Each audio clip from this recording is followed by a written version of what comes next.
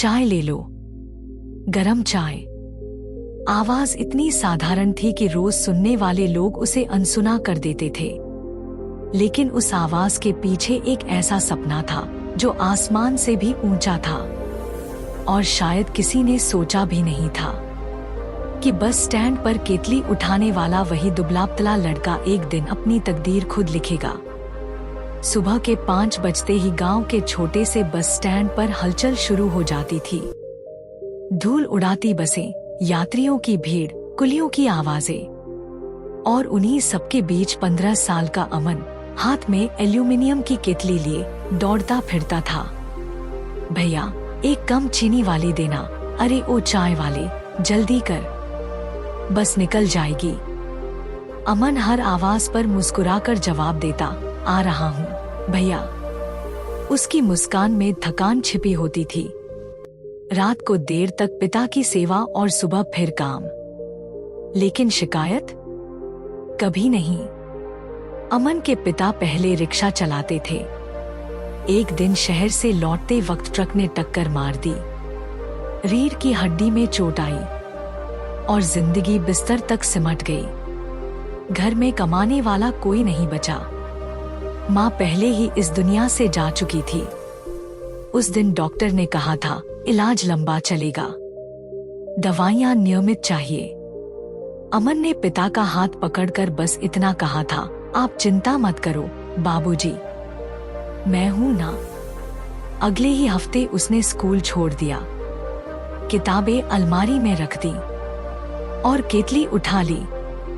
पहले दिन जब उसने बस स्टैंड पर आवाज लगाई थी तो गला कांप रहा था। कुछ लोगों ने दया से देखा, कुछ ने मजाक उड़ाया।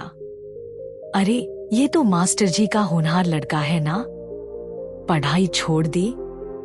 हम गरीबी बड़े-बड़ों को झुका देती है। ये शब्द तीर की तरह उसके दिल में चुभते थे, लेकिन वो सिर झुकाकर चाय भरता रहता, क्योंकि उसे पता था पेट की भूख तानों से बड़ी होती है। दिन बीतते गए। धूप में जलता, बारिश में भीगता, ठंड में कांपता, अमन हर हाल में बस स्टैंड पहुंचता। कई बार पैसे उधार देने पड़ते, कई बार लोग बिना पैसे दिए ही चले जाते। एक बार उसने एक यात्री से कहा, भैया पैसे। वो आदमी हंस पड़ा, अरे कल ले लेना, इतना हिसाब रखोगे तो चाय कैसे बेचोगे। और फिर कभी वापस नहीं आया। उस रात अमन ने घर जाकर बिस्तर पर लेटे पिता को देखा। दवा की शीशी खाली थी, जेब टटोली, सिर्फ 14 रुपए। आंखें भर आईं, लेकिन अगले ही पल उसने खुद से कहा, रोने से कुछ नहीं होगा, कल और मेहनत करूंगा। अमन की एक आदत थी जो किसी को समझ नहीं आती थी। जब भी बस स्टैंड पर कोई अखबार या पुरानी किताब छोड़ देता, वो उसे उठा लेता। रात को चूल्हा बुझने के बाद मिट्टी के दिए की रोशनी में अक्षर जोड़ जोड़ कर पढ़ने की कोशिश करता। कई शब्द समझ नहीं आते, कई बार नींद हावी हो जाती, लेकिन वो खुद से कहता, एक पन्ना और। एक दिन 2 कॉलेज के लड़के चाय पीते पीते उसे अखबार पढ़ते देख हंस पड़े। क्यों रे, पढ़कर कलेक्टर बनेगा क्या? अमन ने शांत स्वर में जवाब दिया, पता नहीं भैया, लेकिन कोशिश तो कर सकता हूँ। उनकी हंसी और तेज हो गई। पर उस दिन पहली बार अमन को अपनी आवाज में डर नहीं, विश्वास सुनाई दिया। इसी बस स्टैंड पर एक बुजुर्ग अक्सर शाम की बस से आते थे। सफेद कुर्ता, झुकी कमर, लेकिन आंखों में गजब की चमक। एक दिन उन्होंने अमन को अखबार पढ़ते देखा। उन्होंने पास आकर पूछा, समझ में आता है? अमन थोड़ा झेंपा, थोड़ा थोड़ा। सीख रहा हूँ। पढ़ना चाहते हो? अमन की आंखें चमक उठीं। बहुत, लेकिन हालात नहीं चाहते। बुजुर्ग मुस्कुराए, हालात कभी नहीं चाहते बेटा, इंसान चाहता है। उनका नाम शरण बाबू था, रिटायर्ड शिक्षक। उसी शाम उन्होंने कहा, दुकान बंद करने के बाद मेरे घर आ जाना। उस रात अमन सो नहीं पाया। उम्मीद कई साल बाद दरवाजे पर आई थी। अब उसकी दिनचर्या बदल गई। सुबह 5 से दोपहर तक चाय, शाम को पिता की सेवा और रात को शरण बाबू के घर पढ़ाई।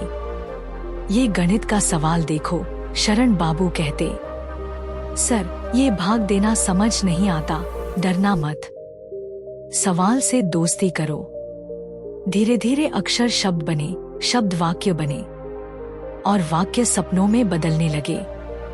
लेकिन जिंदगी इतनी आसान कहाँ थी।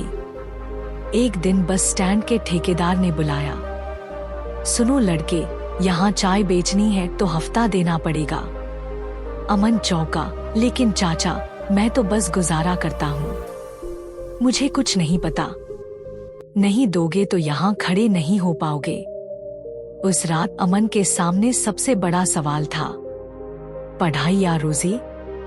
अगर हफ्ता देगा तो घर का खर्च कम होगा, अगर नहीं देगा तो जगह छिन जाएगी। उसने शरण बाबू को सब बताया। शरण बाबू ने गंभीर होकर कहा, सही रास्ता मुश्किल होता है लेकिन टिकाऊ होता है। गलत रास्ता आसान लगता है पर गिरा देता है। अमन ने फैसला किया। अगले दिन ठेकेदार से बोला, मैं गलत पैसा नहीं दूंगा, अगर हटाना है तो हटा दीजिए।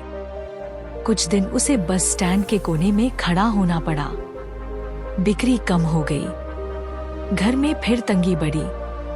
एक रात पिता ने कमजोर आवाज में कहा, बेटा पढ़ाई छोड़ दे, बहुत बोझ है। अमन की आंखों से आंसू टपक पड़े। बाबूजी, अगर अभी छोड़ दिया ना तो जिंदगी भर चाय ही बेचता रह जाऊंगा। मैं आपको अच्छे अस्पताल में दिखाना चाहता हूँ। पिता ने कांपते हाथ से उसका सिर सहलाया। मुझे तुम पर भरोसा है। यही भरोसा उसकी ताकत बन गया। समय गुजरता गया। 10वीं का फॉर्म भरा। दिन में चाय, रात में पढ़ाई। परीक्षा के दिन भी सुबह उसने चाय बेची, फिर साइकिल से परीक्षा देने गया। लोग फिर हंसे, अरे चाय वाला एग्जाम देने जा रहा है। उसने मन ही मन कहा, हाँ, और एक दिन यहीं से आगे भी जाऊंगा। रिजल्ट वाले दिन उसका दिल जोर से धड़क रहा था। शरण बाबू ने सूची देखी और उनकी आंखें भर आईं। अमन, तुम पास हो गए, अच्छे नंबरों से। अमन को यकीन नहीं हुआ। उसने आसमान की तरफ देखा, जैसे माँ से कह रहा हो, देखो मैंने हार नहीं मानी। लेकिन असली परीक्षा अभी बाकी थी। उसने सरकारी नौकरी की तैयारी शुरू की। प्रतियोगिता कठिन थी, किताबें महंगी थी। कई बार उसे पुरानी किताबें उधार लेनी पड़ती। एक दिन वही कॉलेज के लड़के मिले। अब भी पढ़ रहा है? हाँ भैया। कितनी बार गिरेगा? अमन मुस्कुराया, जब तक उठना बंद नहीं करता। पहला प्रयास असफल रहा।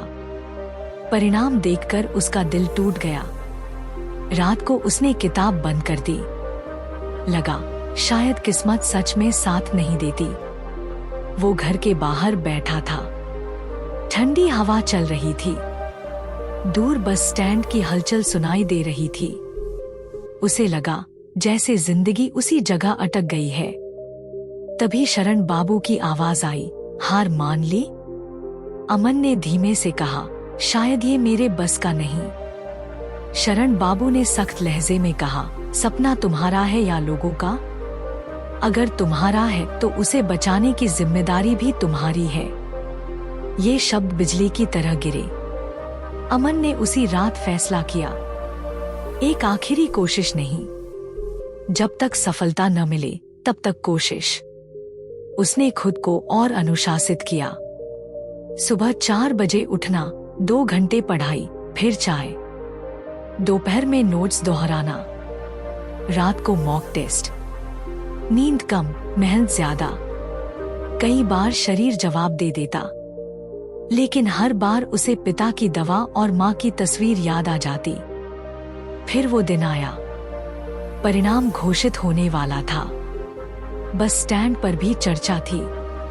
सुना है चाय वाला बड़ा एग्जाम दे रहा था। अरे छोड़ो, ऐसे थोड़े होता है। मोबाइल पर वेबसाइट खुलने में वक्त लग रहा था, हाथ कांप रहे थे। जैसे ही रोल नंबर डाला, स्क्रीन पर उसका नाम था। अमन कुछ पल तक देखता ही रह गया, फिर उसकी आंखों से आंसू बह निकले। इस बार दर्द के नहीं, जीत के। वही बस स्टैंड, वही जगह, लेकिन इस बार भीड़ अलग थी। लोग उसे बधाई देने आए थे। ठेकेदार भी चुप खड़ा था। कॉलेज के वही लड़के हाथ मिलाने आए। मुबारक हो, हमें गलत साबित कर दिया। अमन ने विनम्रता से कहा, नहीं भैया, आपने ही तो मजबूत बनाया। वो घर पहुंचा। पिता बिस्तर पर थे। अमन उनके पास बैठा, उनका हाथ थामा और धीरे से बोला, बाबूजी, अब आपकी दवा कभी नहीं रुकेगी। पिता की आंखों से आंसू बह निकले। मुझे पता था मेरा बेटा हार नहीं मानेगा। कुछ महीनों बाद अमन ने उसी बस स्टैंड के पास एक छोटी लाइब्रेरी खुलवाई। वहां गरीब बच्चों के लिए मुफ्त किताबें रखीं। उद्घाटन के दिन उसने बच्चों से कहा, सपना देखने के लिए अमीर होना जरूरी नहीं, हिम्मत और मेहनत चाहिए। उसकी आवाज अब भी वही थी, लेकिन उसमें आत्मविश्वास की गूंज थी। दोस्तों, जिंदगी कई बार हमें वहीं खड़ा कर देती है जहां से आगे कुछ दिखता नहीं। लोग हंसते हैं, हालात रोकते हैं, किस्मत पर सवाल उठते हैं, लेकिन याद रखिए, हालात स्थायी नहीं होते, हौसला होता है। अगर एक चाय बेचने वाला लड़का, जिसके पास ना पैसे थे न सहारा, सिर्फ एक सपना और सच्ची मेहनत थी, वो अपनी किस्मत बदल सकता है, तो हम और आप क्यों नहीं? सीख यही है, गरीबी गुनाह नहीं है, लेकिन सपनों को मार देना जरूर है। हालात चाहे जितने भी मुश्किल हों, अगर इरादे मजबूत हैं और मेहनत ईमानदार है, तो तकदीर को भी झुकना पड़ता है। अगर आपको यह कहानी पसंद आई हो तो इसे लाइक करें, शेयर करें और चैनल को सब्सक्राइब करना न भूलें। मिलते हैं अगली प्रेरणादायक कहानी में।